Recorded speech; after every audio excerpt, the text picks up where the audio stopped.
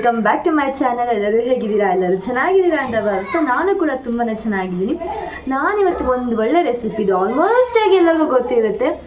ನಿಂಬು ಶರ್ಬತ್ನ ಮಾಡೋದಲ್ಲ, ಆಲ್ಮೋಸ್ಟ್ ಆಗಿ ಎಲ್ಲರಿಗೂ ಮಾಡೋದು ಹೇಗೆ ಅಂತ ಗೊತ್ತಿರುತ್ತೆ. ನಾನು ನನ್ನ ಸ್ಟೈಲಲ್ಲಿ ಹೇಗೆ ಮಾಡ್ತೀನಿ ಅನ್ನೋದನ್ನು ನಾನು ನಿಮ್ಮ ಜೊತೆ ಶೇರ್ ಮಾಡ್ತೀನಿ. ಈ ಬೇಸಿಗೆಗಂತೂ ಇದು ಹೇಳಿ ಮಾಡಿಸಿದ ಒಂದು ಡ್ರಿಂಕ್ ಅಂತಲೇ ಹೇಳ್ಬೋದು. ದೇಹಕ್ಕೆ ತುಂಬಾ ಒಳ್ಳೆಯದು. ಹಾಗೆ ಈ ಸಮ್ಮರಲ್ಲಿ ಡಿಹೈಡ್ರೇಷನ್ ಆಗ್ತಾ ಇರೋದ್ರಿಂದ ಅವಾಗ ಮಾಡ್ಕೊಂಡು ಕುಡಿದ್ರೆ ಒಳ್ಳೆಯದು ಅಂತ ಕೂಡ ಹೇಳ್ತೀನಿ.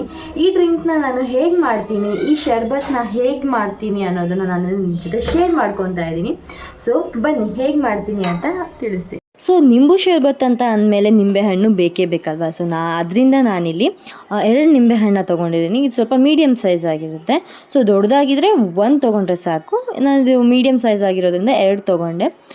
ಇದನ್ನು ಫಸ್ಟು ಸ್ವೀಸ್ ಮಾಡಿಕೊಂಡು ಅದರ ರಸನ ತೆಗಿಬೇಕು. ಚಿಕ್ಕ ವಯಸ್ಸಲ್ಲಿ ನನಗೆ ಲಿಂಬು ಶರ್ಬತ್ ಅಂತ ಅಂದರೆ ಪಂಚಪ್ರಾಣನೇ ಆಗಿತ್ತು ಅಂತ ಹೇಳ್ತೀನಿ. ಯಾಕಂದರೆ ನಾನು 1 ನಿಂಬೆಹಣ್ಣು ಎಲ್ಲಿ ಕಾಣಿಸಿದ್ರು ಕೂಡ ಶರ್ಬತ್ ಮಾಡಿ ಕುಡಿತಾ ಇದ್ದೆ. ಅಷ್ಟು ನನಗೆ ಆಸೆ ಇತ್ತು. ಬರ್ತಾ ಆ ಕ್ರೇಜ್ ಸ್ವಲ್ಪ ಕಮ್ಮಿ ಆಯಿತು. ಮಾಡಿ ಕುಡಿಯೋಕ್ಕೆ ಬೇಜಾರು ಅಂತ ಏನಿಲ್ಲ, ಸ್ವಲ್ಪ ಹಂಗೇನೆ ಔಟ್ಸೈಡ್ದು ಡ್ರಿಂಕ್ಸ್ ಸಿಗುತ್ತೆ ಅಲ್ವಾ, ಇವಾಗ ಕೋಕೋ ಕೋಲಾ ಅಂತೆ, ಮಿರಿಂಡಾ ಅಂತೆ, ಅದಕ್ಕೆ ಅಡಿಕ್ಟ್ ಆಗಿರ್ತೀವಿ. ಸೊ ಇಂಥ ಟೈಮಲ್ಲಿ ಫೀಲ್ ಆಗುತ್ತೆ ಅದೆಲ್ಲ ಕುಡಿಬಾರ್ದು, ಮನೆಯಲ್ಲೇ ಹೆಲ್ದಿ ಡ್ರಿಂಕ್ಸ್ ಮಾಡಿ ಕುಡಿಬೇಕು ಅಂತ ಅಷ್ಟೇ. ಹೆಲ್ತ್ಗೂ ಕೂಡ ಇದು ತುಂಬಾ ಒಳ್ಳೆಯದು, ಸ್ಕಿನ್ಗೂ ಕೂಡ ಒಳ್ಳೆಯದು, ವಿಟಮಿನ್ ಸಿ ಇರೋದ್ರಿಂದ. ಸೊ ರಸನ ತೆಗೆದು ಅದಕ್ಕೆ ಆಮೇಲೆ ನಾನು ರುಚಿಗೆ ತಕ್ಕಷ್ಟು ಉಪ್ಪನ್ನ ಹಾಕ್ಕೊಂಡಿದ್ದೀನಿ. 1.5 ಸ್ಪೂನ್ ಉಪ್ಪು ಹಾಕಿದ್ದೀನಿ. ಹಾಗೆ ಸ್ವಲ್ಪ ಜಾಸ್ತಿನೇ ಸಕ್ಕರೆ ಹಾಕ್ಕೊತಾ ಇದ್ದೀನಿ. ನಾನಿಲ್ಲಿ ಎಷ್ಟು ಸ್ಪೂನ್ ಹಾಕ್ದಂತ ಗೊತ್ತಿಲ್ಲ, ಸ್ವಲ್ಪ ಜಾಸ್ತಿನೇ ಸಕ್ಕರೆ ಹಾಕ್ಕೊಳ್ಳಿ. ಹಾಗೆ ಅದಕ್ಕೆ ಸ್ವಲ್ಪ ಟೇಸ್ಟ್ಗೋಸ್ಕರ ಏಲಕ್ಕಿ ಪೌಡರ್ ಅಂದರೆ ಏಲಕ್ಕಿ ಪುಡಿನ ಹಾಕ್ಕೊತಾ ಇದ್ದೀನಿ. ತುಂಬಾ ಚೆನ್ನಾಗಿ ಟೇಸ್ಟ್ ಬರುತ್ತೆ ಈ ಪೌಡ್ರ್ ಹಾಕಿರೋದ್ರಿಂದ. ಹಾಗೆ ಇದು ಚಾಯ್ಸ್, ನಿಮ್ಮ ಹತ್ರ ಇದ್ರೆ ಹಾಕಿ. ಟ್ಯಾಂಗ್ ಪೌಡರ್, ರಸ್ನ ಪೌಡರ್ ಅಂತ ಏನು ಸಿಗುತ್ತೆ ಅದನ್ನು ಹಾಕ್ಕೊತಾ ಇದ್ದೀನಿ. ಇಲ್ಲಾಂದರೆ ನೀವು ಸ್ಕಿಪ್ ಕೂಡ ಮಾಡ್ಬೋದು.